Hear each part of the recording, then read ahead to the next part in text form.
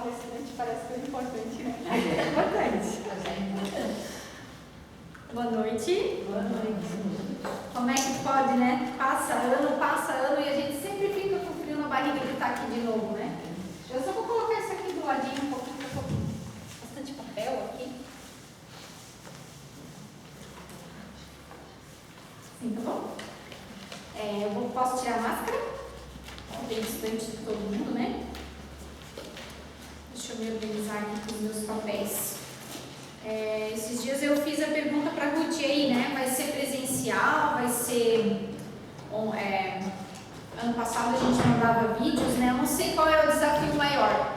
Ter todas vocês olhando diretamente para mim ou ficar olhando para uma câmerazinha, né? Mas vamos lá.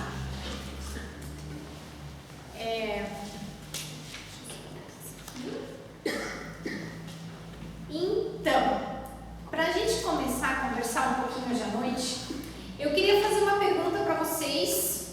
O que vocês acham? Para que serve uma porta? Me deem umas dicas. Qual é a função da porta?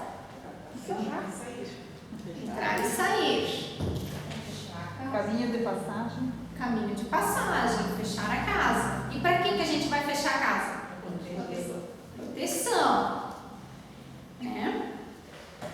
A porta, eu acho que ela passa despercebida na vida de todas nós. A gente passa e entra por milhares de portas o dia todo, né? Se a gente circular o dia todo só dentro de casa, a gente vai passar por um tanto de portas o dia todo, né? E ela nos passa totalmente despercebida, né? Mas ela nos permite entrar e sair em diversos lugares. Sem ela, as nossas vidas iam ser um pouco difíceis. Ou ia ter um buraco ali, ou a gente teria que ficar pulando muros, paredes, né, para conseguir entrar e sair dos lugares. A gente também pode usar a palavra porta como uma metáfora, né, no sentido assim de uma porta se abriu para mim. Aí a gente está falando uma oportunidade que a gente teve. Uma porta se abriu para mim no emprego, uma outra oportunidade. Então a gente teve uma oportunidade boa, né? O que eu quero resumir aqui com relação à porta, né? As portas separam realidades, certo? A realidade de dentro do ambiente para o lado de fora. E as portas também protegem. Elas nos trazem segurança. Frio, chuva, elas nos protegem, né? Nos trazem segurança no sentido de lá fora podemos estar colocados a risco, né? Bandidos, vamos dizer feras, né? Vamos supor que a gente está num lugar mais num sítio, então a gente está protegido de animais, né? Então as portas nos protegem. Então hoje eu quero falar um pouquinho sobre João 10, 9, onde Jesus afirma metaforicamente ser uma porta, ser a porta, certo? Então vamos conversar um pouquinho sobre isso.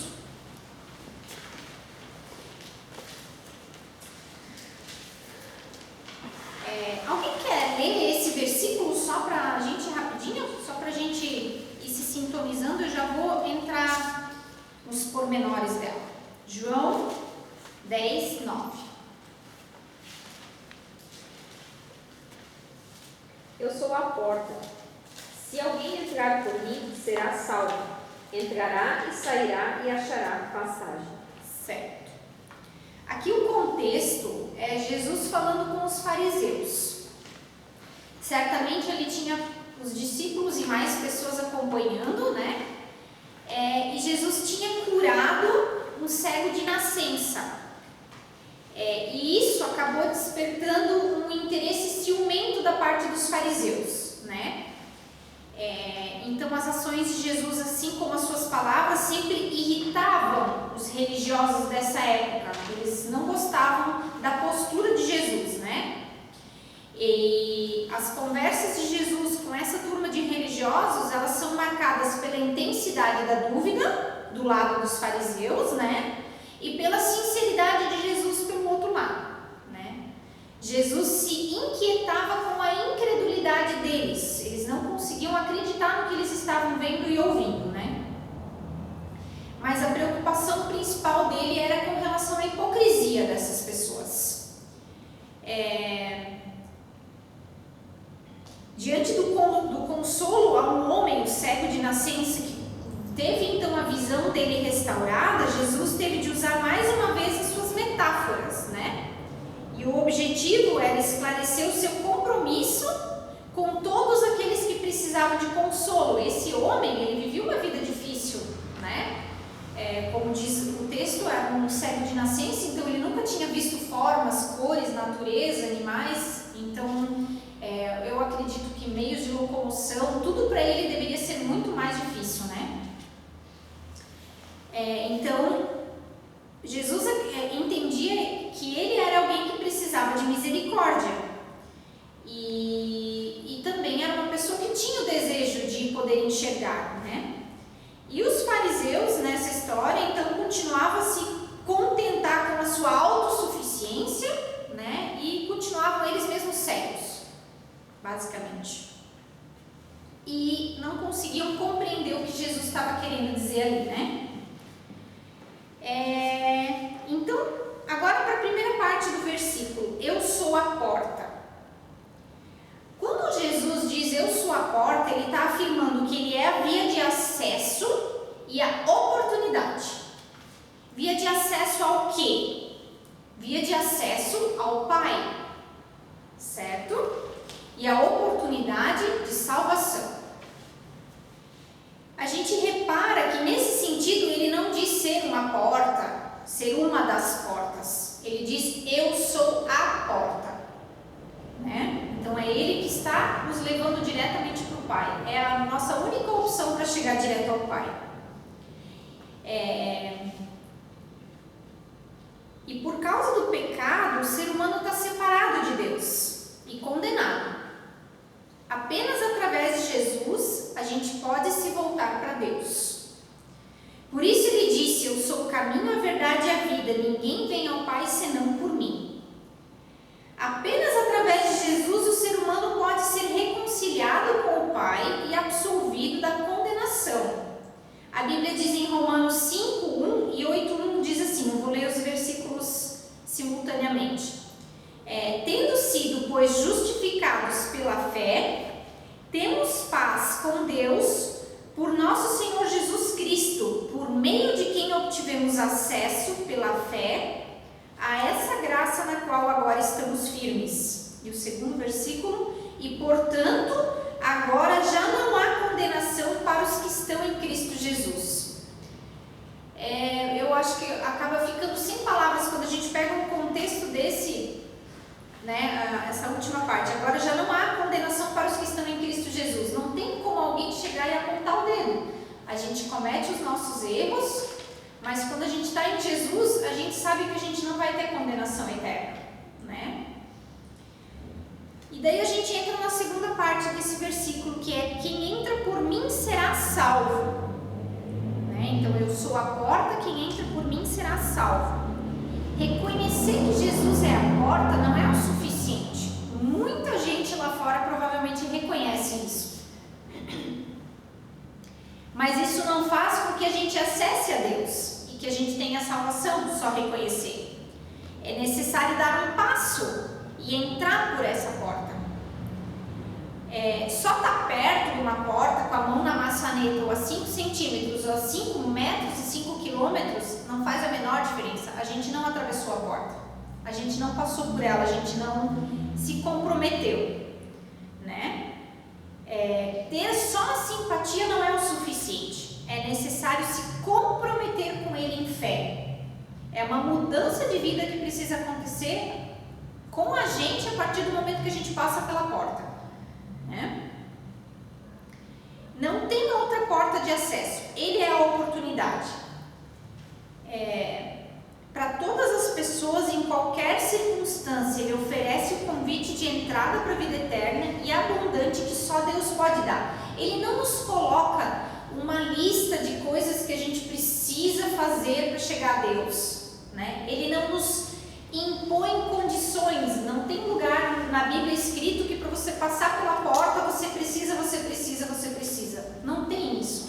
A gente precisa apenas tomar a atitude, se comprometer como eu coloquei ali, né? Se comprometer em fé, né? Ter essa fé e atravessar a porta e ter uma mudança de vida, né? E aí a gente vai para a última parte, que é o entrará e sairá e encontrará pastagem. Então, eu sou a porta, quem entra por mim será salvo, entrará e sairá e encontrará pastagem. No contexto de João 10, 9, Jesus está comparando o relacionamento com os seus discípulos com o relacionamento de um pastor com as suas ovelhas. Voltando um pouquinho lá no versículo 7, ele afirma ser a porta das ovelhas. Então, o que ele quer dizer, né? O texto em si diz sobre um aprisco, que é o mesmo que um curral, né? Onde as ovelhas ficam presas, salvas, em segurança, né? E para elas entrarem nesse curral, então elas precisam passar pela porta. E é isso que Jesus está querendo colocar aqui, que a nossa igreja é o lugar onde nós estamos em segurança, onde nós podemos nos reunir em segurança e passar pela porta. Ao falar sobre entrar e sair, Jesus quer dizer que suas ovelhas não poderiam ficar acomodadas no conforto e segurança do curral. É muito simples eu vir aqui para a igreja, aqui eu estou em segurança e não fazer nada da porta para fora. Como acontece com as ovelhas, ele as conduz, ele como pastor de ovelhas, né, ele as conduzia para fora do curral, onde vão encontrar pastagem, podem comer, se alimentar e descansar. Em Mateus 5, 13 a 16, Mateus 5, 13 a 16, Jesus diz que seus discípulos são o sal da terra e a luz do mundo. O sal não cumpre a sua função, não tem validade nenhuma se ele ficar só dentro do saleiro. E a luz, se ficar debaixo de uma vasilha, também não tem serventia nenhuma, né? Então, o que Jesus quer colocar, se do lado de fora do aprisco, acima da porta, a gente pode imaginar que tem esse versículo assim, ó: venham a mim todos os que estáis cansados e sobrecarregados e eu lhes darei descanso. Vamos imaginar a porta com esse versículo em cima. E do lado de dentro, a gente pode imaginar que tem um outro versículo dizendo assim: vão e façam discípulos de todas as nações. Então, os discípulos de Jesus são chamados a fazer a diferença no mundo, né? Levando outras pessoas a passarem por essa porta também. E aonde quer que elas estejam, seja dentro ou fora do aprisco, não faltará o cuidado do nosso pastor. E aí a gente vai para a segunda parte, que tem um segundo versículo, que a gente vai estudar hoje também, que é o João 10, 11. Depois a gente vai fazer uma junção dos dois, mas vocês já vão compreender que os dois caminham juntos, não tem como ser diferente. Alguém quer ler para mim? Eu sou o bom pastor dá a vida pelas ovelhas. Isso.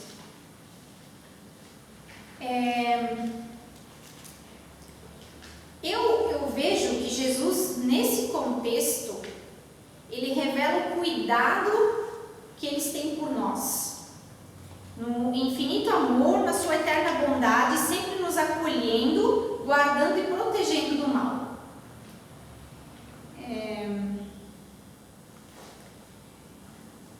Esses rebanhos, eles eram compostos na maioria por um grupo grande de ovelhas, em alguns casos, pelo que eu li, até tinha cabras também, mas cada pastor tinha o seu grupo de animais para estar cuidando, né? E a região onde eles viviam lá era uma região onde tinha regiões muito secas, então eles precisavam migrar para lugares onde tinha água em abundância. E fazendo isso, então eles se afastavam muito da casa, então eles não tinham como ir e voltar todo dia para suas casas. Então eles construíam currais, onde vários grupos de pastores então se reuniam à noite para juntar os animais ali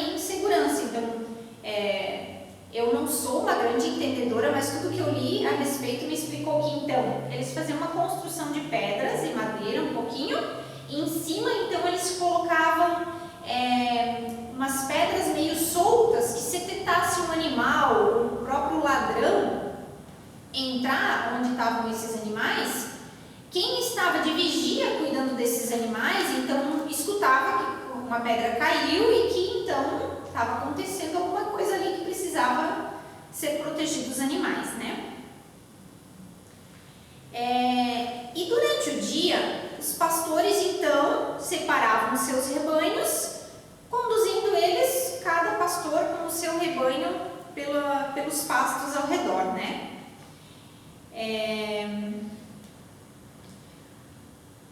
O pastor que ficava à porta, à entrada do curral, ele era chamado de a porta.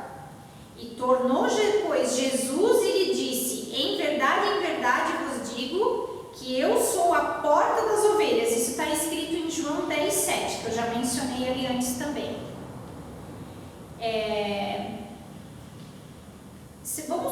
Vamos concluir que nesse curral então tinha 3 pastores com seus rebanhos, e de repente de manhã todo mundo vai sair.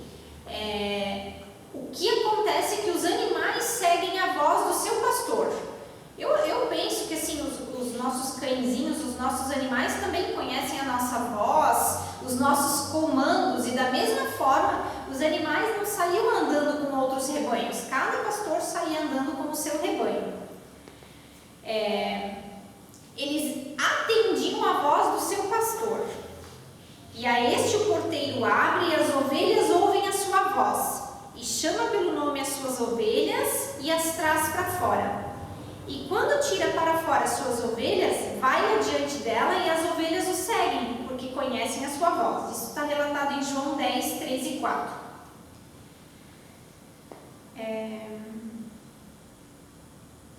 Então, o bom pastor, ele enfrenta com a sua própria vida, expondo a sua própria vida, ladrões e feras que na época existiam ali ao redor de onde eles estavam, né? E Jesus se declara o bom pastor. Eu sou o bom pastor dá a vida pelas suas ovelhas. Ele se declara a porta. E como um pastor que ficava à porta, velando à noite, protegendo e cuidando das suas ovelhas. Então, quando ele fala da noite, a gente entende que ele está falando de tempos difíceis, tempo de angústia, sofrimento. Todas nós já passamos ou estamos passando, né? Mas os discípulos de Jesus têm a promessa de que o verdadeiro pastor entrará em uma vigília eterna à porta do seu curral, pronto para defender cada uma das suas ovelhas de todo e qualquer perigo. Ele é o mesmo dono dos mais verdes campos para pastagens, e ele tem abundância de alimento espiritual para a nossa vida eterna. As suas palavras são alimento para a nossa alma, pois são espírito e vida que nutrem e fortificam o nosso lado espiritual, né? Eu sou a porta, se alguém entrar por mim, salvar-se-á, entrará e sairá e achará pastagem. Voltando lá para o primeiro versículo. Jesus é o bom pastor que entregou a sua vida física para nos dar o direito à vida espiritual, à nossa vida eterna. Assim como o pastor das ovelhas cuida das suas ovelhas com o seu corpo, né? Assim Jesus entregou o seu corpo para salvar nós, as nossas ovelhas, nós que somos as suas ovelhas.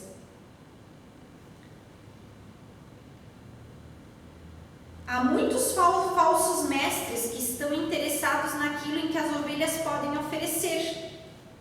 Preocupam-se em tirar o que puderem das ovelhas. E os ladrões tiram até a vida, porém só Deus concede vida. O bom pastor conhece as suas ovelhas e delas é conhecido, ou seja, há uma comunhão entre Jesus e os seus servos, semelhante à comunhão de um pai e filho, né? Então, A gente, dentro das nossas casas, quando tem uma proximidade grande com os nossos filhos, existe uma comunhão, existe uma troca. Às vezes a gente olha para eles e já sabe que alguma coisa não está bem, ou eles vêm até às vezes sorrindo com os olhos e a gente sabe que eles estão super bem, alguma coisa muito boa aconteceu. Então, assim é o nosso relacionamento com o Pai também. Ele nos conhece, Ele sonda o nosso coração e Ele sabe de cada detalhe, né? Eu sou o bom pastor e conheço as minhas ovelhas e das minhas sou conhecido.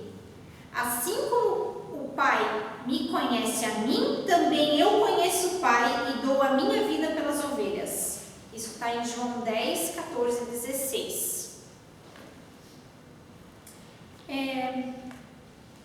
Eu gostaria de ler aqui só um trechinho de Ezequiel 34, 15 e 16.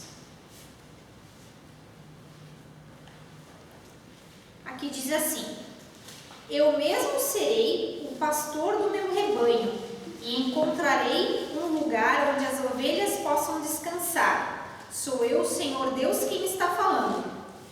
Procurarei as ovelhas perdidas, trarei de volta as que se desviaram, farei curativo nas machucadas e tratarei das doentes. Mas destruirei as que estão gordas e fortes, porque eu sou o pastor, sou um pastor que faz o que é certo. Jesus nos vê com os olhos do coração. Ele curou pessoas de todas as classes sociais, tanto as desprezadas quanto as ricas, compreendeu as emoções das pessoas, seus medos, tristezas, angústias, ansiedades, conflitos, e nunca desprezou nenhuma por causa disso. Demonstrou paciência e compaixão quando se deparou com pessoas enfermas. Jesus nos cura integralmente, Ele não cura assim, a pessoa ali está com um probleminha, uma dorzinha no pé, vou curar só o pé. Não, Ele distribuiu graça, alegria, paz e misericórdia. Ele cura o nosso corpo, a nossa alma, o nosso espírito. Ele curava enfermidades e perdoava pecados. E não permitiu que tradições religiosas o impedissem de aliviar o sofrimento humano. Jesus leva a nossa necessidade a sério. Ele não tinha um método para interagir com as pessoas lá naquela época. O ponto de partida dele para todas as conversas que ele tinha com as pessoas ao redor era sempre as suas necessidades, o que eles precisavam. E apesar de conhecer as nossas mais profundas necessidades, Jesus deseja nos ouvir. Mesmo quando a gente está passando para Ele as nossas lamentações, as nossas súplicas, mas Ele deseja nos ouvir. E aí a gente pode receber cura e restauração. Jesus também não nos poupa da nossa verdade. Apesar de agir com amor e compaixão, Ele não nos poupa de nos mostrar aquilo que está errado. Ele traz à luz os nossos pecados para que a gente possa reconhecê-los e promover a nossa transformação. Uma coisa que eu sempre digo, e eu digo assim, isso é misericórdia, porque quando a gente se converte, que bom que a gente não tem assim um momento que de uma hora para outra a gente enxerga todos os nossos pecados. Porque eu acho que ia dar um desespero tão grande na gente, e Jesus sempre vai, o Espírito Santo sempre vai trabalhando na nossa vida uma coisa a mais que precisa ser mudada. A gente pode ter 20, 30 ou a vida toda de tempo de conversão, e mesmo assim, sempre de novo vem coisas na nossa vida que precisam ser aprimoradas, Não é assim, gente, hoje eu me converti, de repente cai tudo nos meus olhos, tudo que eu preciso mudar, tudo que eu preciso, não. As coisas sempre vão acontecendo gradativamente e o Espírito Santo vai trabalhando na nossa vida para a gente também, como diz aqui, Ele não nos poupa da verdade. Ele traz à luz os nossos pecados, Ele vai nos fazendo enxergar aquilo que a gente faz errado ou que a gente ainda precisa melhorar, para que a gente possa reconhecer, né, e promover a nossa cura e transformação. E eu não sei se possivelmente, né, eu acredito que eu não sou única nessa história, quantas vezes já me aconteceu de repente me vir uma lembrança do passado, de uma atitude, de uma palavra que eu falei para alguém e que de repente, gente, olha só o que eu fiz, né? E por que vem isso? Eu acredito que seja porque eu preciso pedir perdão para alguém, eu preciso reaver uma amizade, eu preciso ir corrigir uma atitude. Então eu encaixo isso que acontece dentro disso que eu acabei de falar. Ainda tenho outras ovelhas que não são desse aprisco. Também me convém agregar estas, e elas ouvirão a minha voz, e haverá um rebanho e um pastor. Isso diz em João 10:16. Havia muitas ovelhas que não eram do curral de Israel, e Jesus já falava em relação à sua igreja, que hoje já está presente no mundo todo. Ele mesmo foi quem garantiu a vitória a todos aqueles que o obedecem e o amam.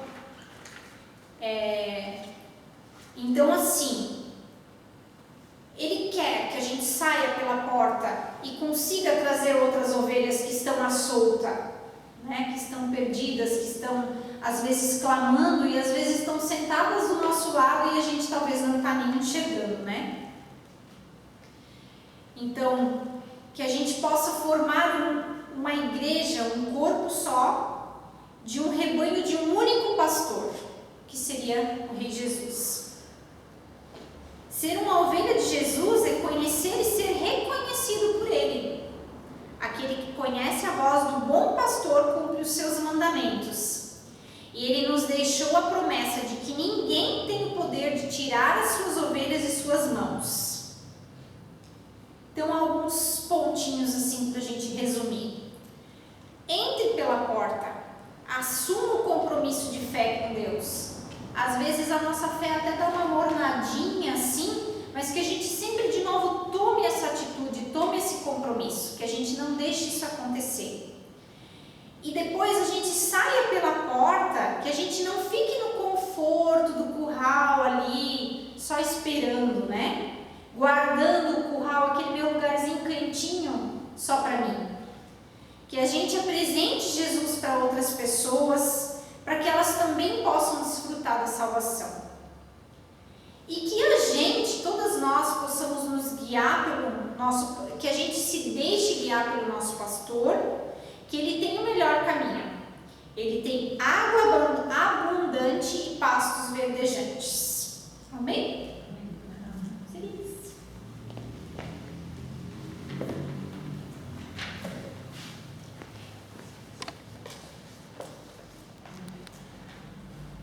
Pode fazer uma oração com a gente? Sim? Senhor Deus e Pai, muito obrigado, Senhor, por esse momento de reflexão que a gente pôde ter na Tua Palavra, Senhor. Obrigado por cada mulher reunida aqui. Obrigado que a Tua Palavra é sempre de novo nova, verdadeira, e que pode sempre de novo renovar a nossa fé em Ti, Senhor. Quero também colocar esse grupo nas Tuas mãos, Senhor. Age na vida de cada mulher conforme o Teu desejo, e a necessidade de cada uma, Senhor. Tu sabes o que cada uma tem no coração. Que Tu possas sondar os nossos corações, que Tu possas também olhar para cada mulher que está em casa. Olhe pela nossa saúde, Senhor, pelas nossas famílias, principalmente pela nossa vida espiritual, Senhor. Entregamos nas Tuas mãos nosso retorno para casa e também esse momento de comunhão até o seu final. Em nome de Jesus, amém.